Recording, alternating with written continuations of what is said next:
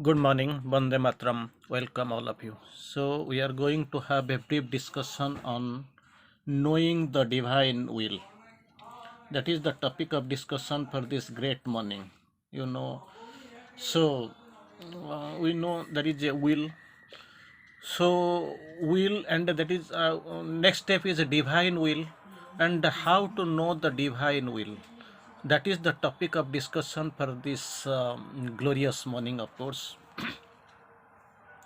So, four conditions are there how to know the divine's will.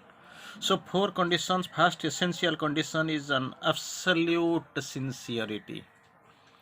Four conditions that exist, we put forward, and we of course follow the four conditions. There are four, we know four conditions. Most of the people who are pursuing this spiritual path, maybe specifically integral yogic method, they don't know the conditions what are the real true conditions behind knowing the divine will.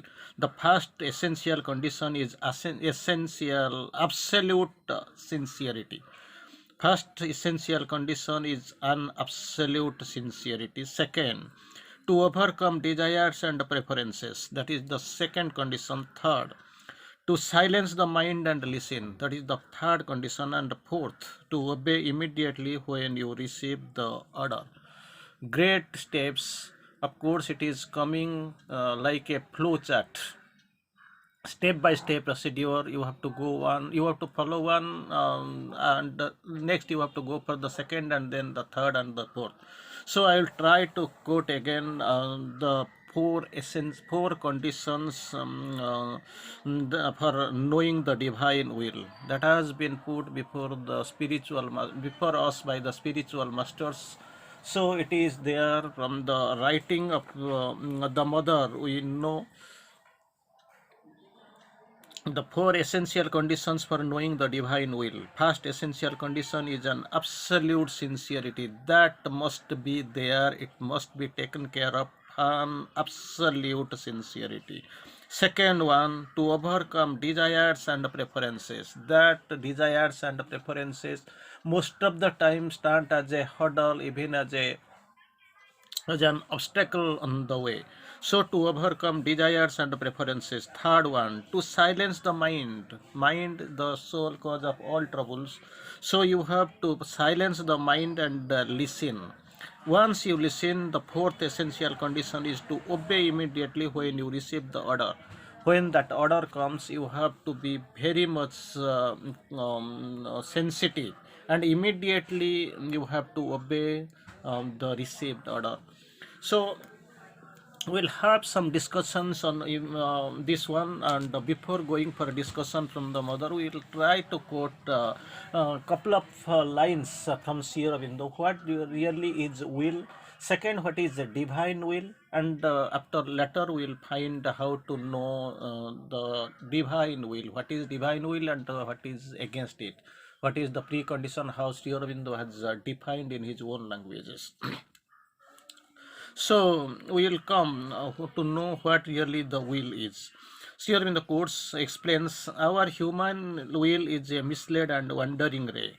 Our human will. When divine will we are going to have a brief discussion, then we must know there is also another will, that is human will. Human will, of course, a perverted form of the divine will. That at the nadir we can find, at the top we can find the divine will, and at the bottom we find the human will. So, our human will is a misled and wandering ray, already misled and wandering ray that has parted from the supreme positions. This divine will, it has been misled and wandering ray, and of the and it is existing as the human will. Our human will is a misled and wandering ray that has parted from the supreme puissance. From the supreme puissance, our human will and the divine will has come, and this human will is a misled and wandering of ray. Second, so on the will, Sri Aurobindo quotes, nothing can prevail against soul's entire will to reach the divine. So most of the time we find hurdles, we face obstacles.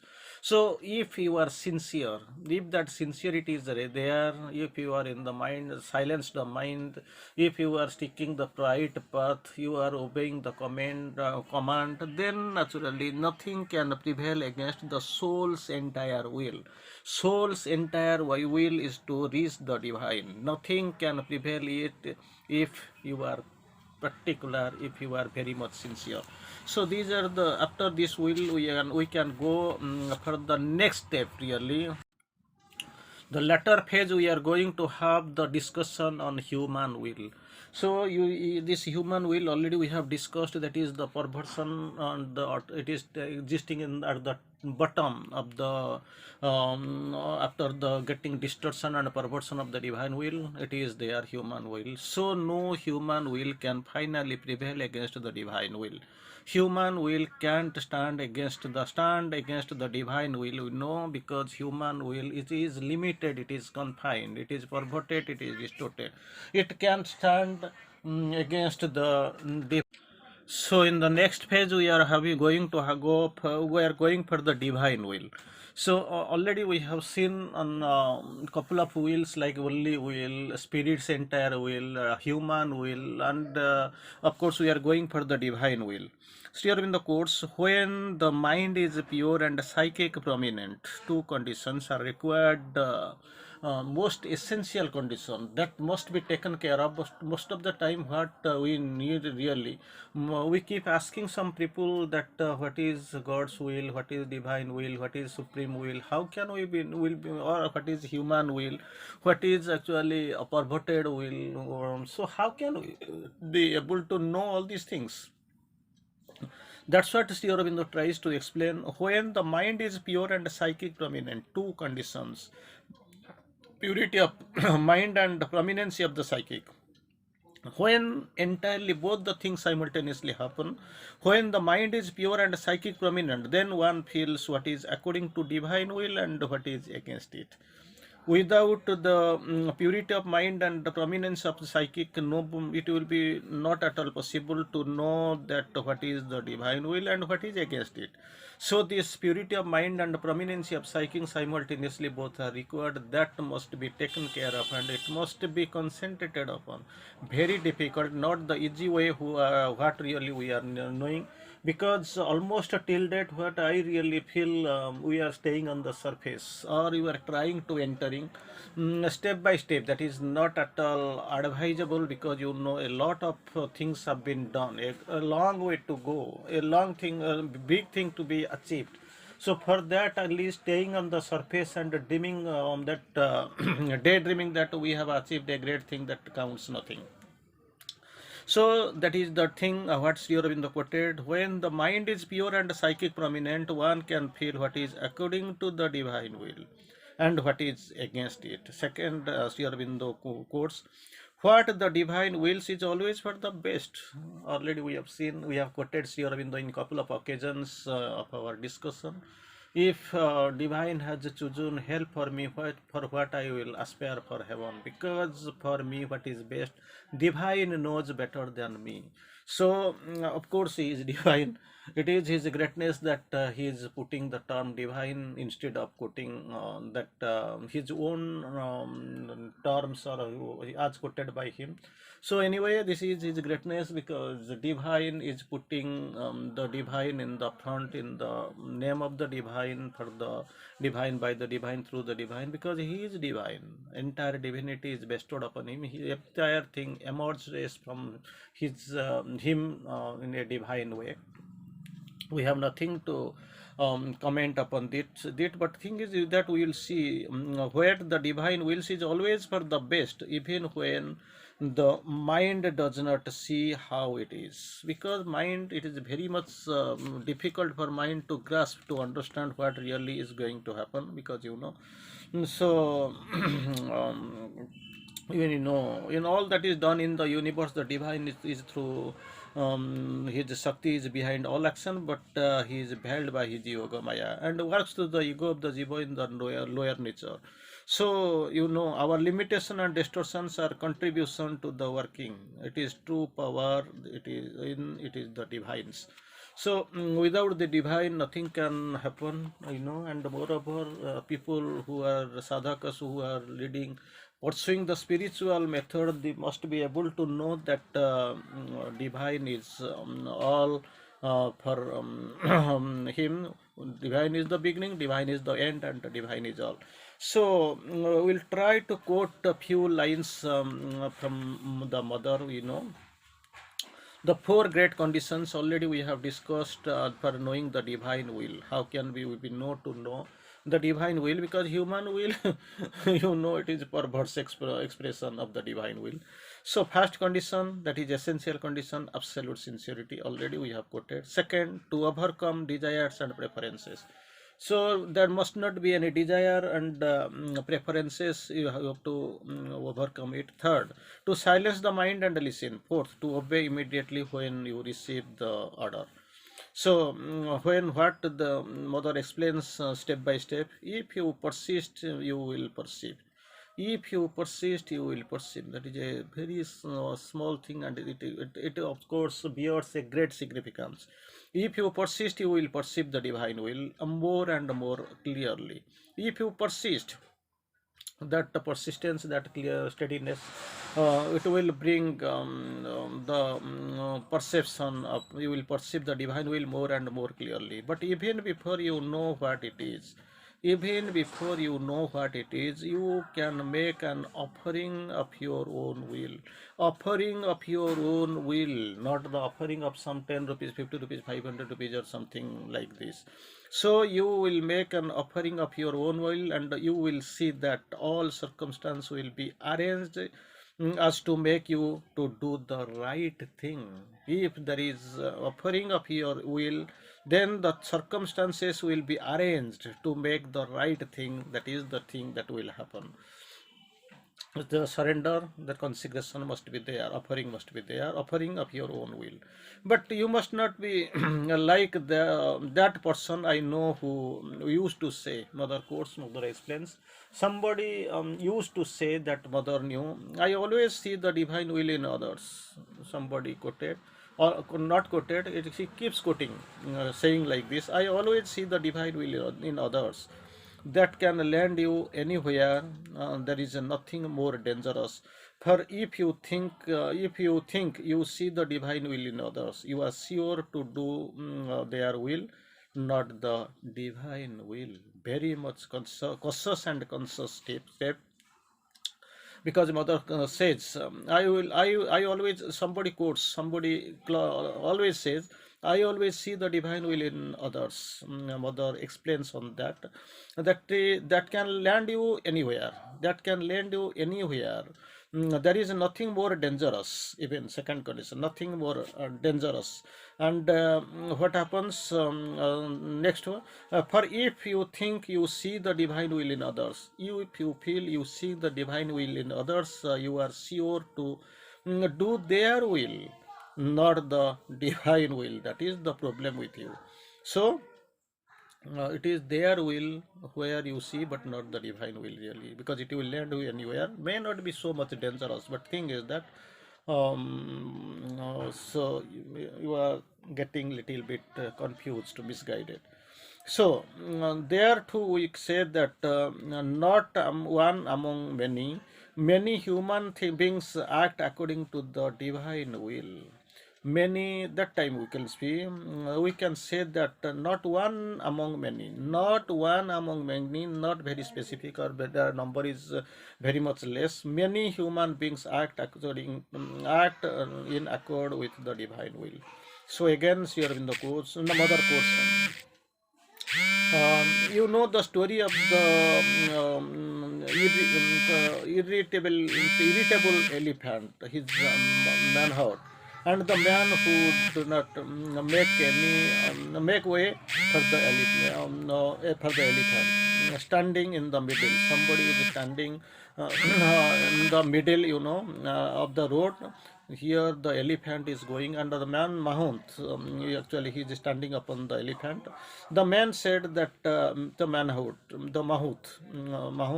man is just telling, the divine will is in me, and the divine will wants what me not to move. Standing on the middle of the path, the Mahut is sitting on the elephant is coming, and this man is claiming that the divine will wants me not to move. Divine will wants me not to move. The driver, the man of some wit, answered, but the divine will in elephant wants you to move. Very interesting. Man standing on the path claiming the Mahut sitting on the elephant says, the divine wants me not to move. Then immediately there is a reaction, there is an answer from the Mahut, the man who is of some wit. He's very, that Mahut is a man of wit. See, he is with his expression wit, with his seriousness of his wit, or with his the glamour of his wit. He quotes, answers, but the divine will in the element, divine will in the elephant, the divine will as it works and wills in you, so the divine will also works in elephant, wants you to move. So just imagine, divine will, here it is working, and there also it is working in the same way. Anyway, Sri Aurobindo will to try to know little bit. The divine is not, divine will is not difficult to recognize, it is unmistakable. Not difficult to recognize, it is unmistakable. You can know it without being very far from the path. You can know, only you must listen to its voice, and a small voice, it is here in the heart. Small voice of the psychic. Once you are accustomed to listen, then if you do everything that is contrary to the divine will, you will feel the uneasiness. That is the name, that is the voice you must know, and you must be avoided with that voice. If you persist in working the wrong track, you get very much disturbed. If that voice must be heard and worked according to that voice. If you contradict, if you deviate, you will find disturbed, uneasiness will be there. If, however, you give some material excuse for the cause of your uneasiness, this happened, that happened, for that I am suffering. If that you are providing excuses and proceed on your own way, you are gradually losing the faculty of perception, and finally you may go on doing all kinds of wrong and feel uneasiness. So be very cautious, because you are in the spiritual track, you are on the process. So hear him, go according to him, be abided by it. If you feel some uneasiness, think that some deviation or distortion is there, and persistently, if you don't correct, if you go by that, naturally you will feel this consistent uneasiness. But when you feel at least the disturbances, you stop and ask the inner self. Suppose that uneasiness is coming, you stop, you cease from moving, and you ask your inner self, what is the cause of this, why it is coming, what for it is coming, and you do get the real answer, and the whole thing become very clear. Don't try to give material excuse, that is not the solution at all. You find the problem, you go inside, you ask your inner being, you find the solution, and you try to correct your error at every moment. Once this error is not corrected, this deviation is not actually turned to the right track, then you will be proceeding, you will be slipping into the gulf. So, when you stop and look about the region of an absolutely straight and sincere, first the mind will construct a very plausible and beautiful explanation. Don't accept it, but look beyond and ask. So don't get settled, confined within these limits of mind, but you look beyond and ask, what is that behind this moment? What for this coming? What is that is behind the moment? why am I doing this again and again? You ask yourself. Then the answer will come, and the same answer will come from the inner being that will be coming. Finally, you will discover hidden in a corner the little ripple, a straight wrong turn or twist in your attitude that is causing the trouble or disturbance. If you pause, ask question, and going deep within, then you will find the answer. Something wrong, that a turn or twist in your attitude that is causing trouble or disturbance. Anyway, thing must be clarified, thing must be known, because you know, we must be in a position to know the divine will. That is a must, and the four essential conditions have been traced, have been explained. So be very cautious while moving in the divine track. Again, I will try for the another time that the four essential conditions that have been laid by the master, by the mother, before us, how to know the divine will. Number one, the first condition is that absolute sincerity. Without real sincerity, without absolute sincerity, there is no gain, very difficult. Second, to overcome desires and preferences. Third, to silence the mind and listen, to obey. Number four, immediately when you receive the order. These are the best conditions, only four conditions. At first, it is especially useful at for the present. Thank you. Vande Mataram.